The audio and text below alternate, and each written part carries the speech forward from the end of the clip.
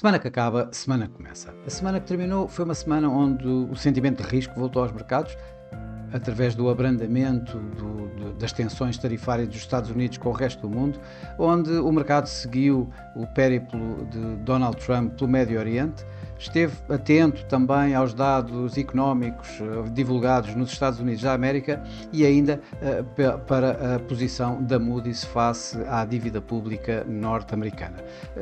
Logo no início da semana, os mercados foram bastante impulsionados, bastante suportados neste tal sentimento de risco que tiveram toda a semana pelo acordo, ou pelo menos pela suspensão de tarifas entre os Estados Unidos e a China, que levou ambos os países a baixarem cerca de 115% as respectivas tarifas, com as tarifas básicas, na realidade nos Estados Unidos, voltarem para os 30% aproximadamente, e as chinesas sobre os Estados Unidos na ordem dos 10%. O mercado ainda esteve bem atento ao que se ia passando no Médio Oriente, com Donald Trump a visitar vários países da Península Arábica, anunciando diversos acordos, diversos investimentos desses mesmos países, principalmente no setor tecnológico e principalmente em inteligência artificial. Do lado negativo tivemos uma reunião não tão bem sucedida quanto o mercado estava expectante. Houve as reuniões entre a Ucrânia e a Rússia não tiveram os protagonistas que seriam desejados, nomeadamente Zelensky e Putin, com Donald Trump também a dizer que não poderia estar nessa reunião em Istambul e, portanto, não houve aqui nenhum avanço relativamente ao processo de paz que seria desejável entre a Rússia e a Ucrânia. Por outro lado, em termos de dados económicos, o mercado esteve bastante atento ao que se passava, às divulgações relativamente à inflação nos Estados Unidos. Essa inflação surpreendeu de alguma forma os mercados em baixa, ou seja, os preços a nível mensal subiram 0,2% face a 0,3% esperados, e ainda com a inflação anual a cair de 2,4% para 2,3% e a inflação subjacente a manter-se nos 2,8%. Mesmo no final da semana tivemos os dados da Universidade de Michigan, que já não foram assim tão bons quanto isso, na medida em que a confiança do consumidor continuou a cair, desta vez de 52,2 para 50,8, portanto a acelerar, digamos, esta falta de confiança do consumidor norte-americano, isto ao mesmo tempo que as expectativas de inflação continuam a subir, se já que estavam a níveis extraordinariamente elevados de várias décadas, ainda mais elevados ficaram, com as expectativas de curto prazo da inflação a subirem de 6,5% para 7,3% e de longo prazo de 4,4% para 4,5%.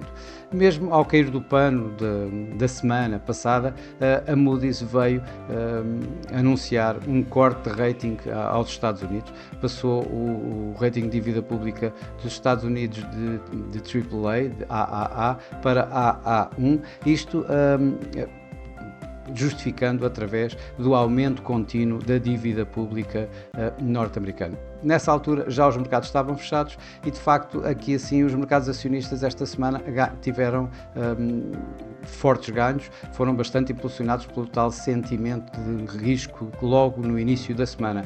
Isso levou com que, por exemplo, todos os índices a nível global terminassem esta semana em terreno bastante positivo. O Nikkei, ou seja, na Ásia talvez foi quem menos ganhou, e o Nikkei ganhou aqui cerca de 0,7%. Na Europa também os ganhos foram de alguma forma significativos. O Eurostoxx terminou a semana acima dos 2%. O S&P 500 ganhou mais de 5%, quando o Nasdaq foi o que mais ganhou mais de 7% esta semana. Portanto, uma semana, como eu comecei por dizer, em que o risco voltou aos mercados, em que o sentimento de risco voltou aos mercados. Isso também foi visto na Bolsa Nacional, onde o PSI esta semana ganhou aqui sim cerca de 3,5%, suportado pelos ganhos da EDP Renováveis, que subiu esta semana à volta de 11%, já a Jerónimo Martins caiu cerca de 3% aproximadamente.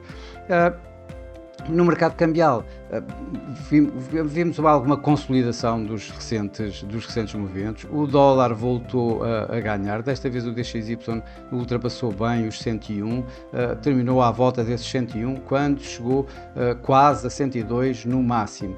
Por outro lado, o euro-dólar continuou a cair, e portanto a corrigir os fortes ganhos aqui assim há 3, 4 semanas atrás, e o franco suíço foi a divisa, uma vez mais, que mais recuou durante esta semana, isto muito pressionado pelo tal sentimento de risco que continua a subir e, portanto, a pressionar de alguma forma as moedas ditas de refúgio, como o suíço, neste caso, e o próprio euro. No mercado emergente, a divisa que voltou a surpreender, voltou a ganhar, foi o rand sul-africano, quando, com as expectativas de facto haver um alinhamento por parte do Tesouro sul-africano para colocar como objetivo de inflação para o Banco Central os 3%, no que agora está numa banda alargada entre 3% e 6%.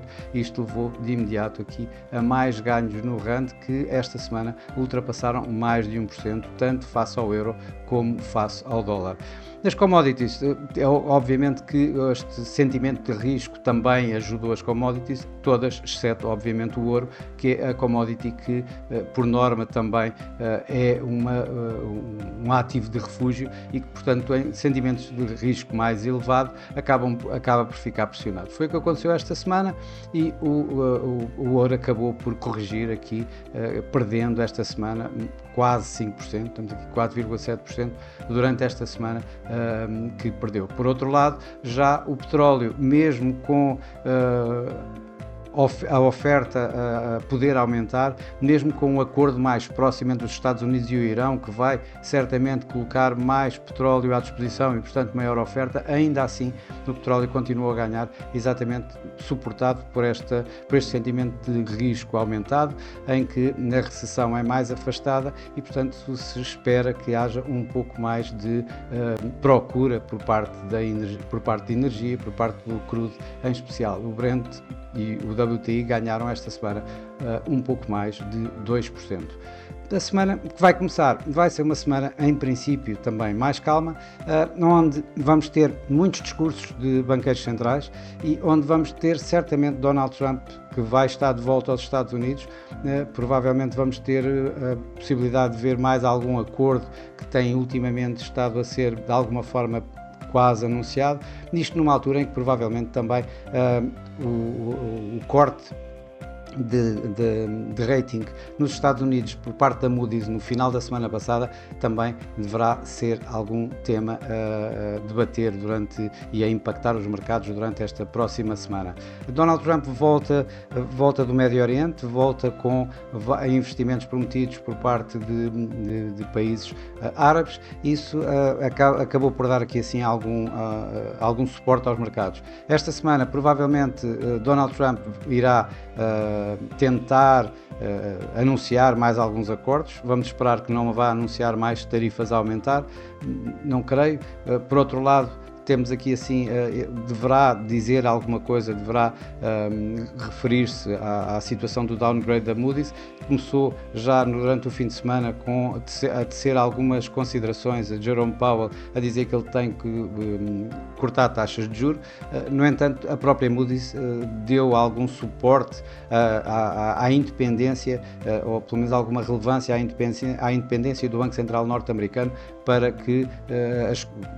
manter, digamos, de alguma forma o sentimento, a perspectiva nos Estados Unidos em estável, retirando-a de negativa que estava anteriormente.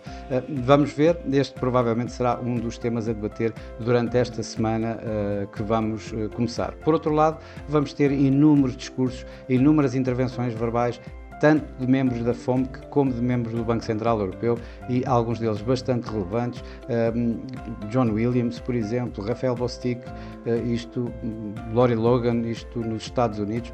Já na Europa vamos ter Isabel Schnabel, vamos ter Philip Lane, e portanto vamos ter aqui assim uma série de discursos destes banqueiros centrais que provavelmente vão moldar de alguma forma as expectativas do mercado face ao que vem aí, se vamos ter, por um lado, nos Estados Unidos, a continuação das taxas de juro a este nível e, portanto, a levar para mais tarde um novo corte. Por outro lado, na Europa se vão consolidar as expectativas já de um novo corte de 25 pontos em junho. A agenda económica vai ser bastante restrita, praticamente nula. Vamos ter principalmente aqui assim os PMIs, que vamos estudar desde a Ásia até os Estados Unidos, obviamente que vão ser mais importantes na Europa e também nos Estados Unidos. Na Europa é expectável que os PMIs, ou pelo menos o mercado está à espera de uma estabilização nesses níveis dos PMIs, enquanto nos Estados Unidos mostrem um pequeno recuo. Tirando os Estados Unidos e a Europa e a União Europeia, vamos ter, como na agenda económica, os dados da inflação, tanto no Canadá como no Reino Unido. Em termos de bancos centrais, ainda vamos ter também mais uma decisão de taxas de juros, desta vez do RBA, do Banco Central Australiano, com os mercados à espera de um corte de taxas de juros dos 4,1% para 3,85%. Bom, e para esta semana é tudo. Desejo a todos uma ótima semana, bons negócios, e eu, por mim, estarei por cá daqui a uma semana com mais um Semana que Acaba, Semana que Começa. Até lá!